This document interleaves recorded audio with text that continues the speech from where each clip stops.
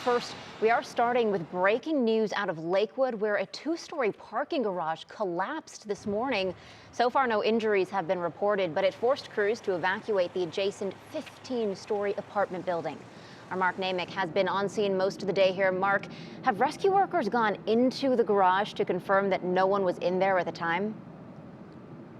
Yeah, good evening. Good question. And just a little while ago, the police or fire chief and the mayor confirmed that rescue workers have been in there for a couple hours now, and they do confirm an earlier assessment that no one was in the garage, thankfully, when the two stories collapsed. And to point out, this was not two stories above the ground, but actually below. So it's a very large hole.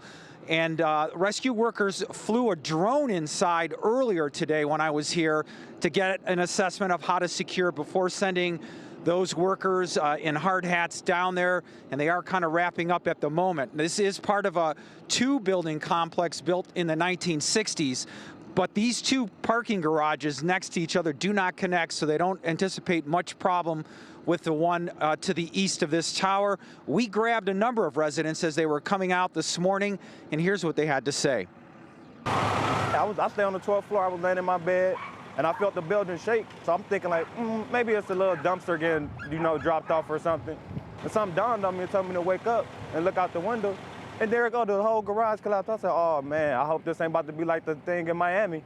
That's the first thing that came to my mind was the building in Miami that collapsed. So I'm like, oh man. So I told my wife, I said, we got to evacuate, we got to go. I ran down this whole 12 flights of stairs in 3 minutes. The garage collapsed around 9:40 a.m. Police, fire, and rescue teams from the western suburbs arriving within minutes.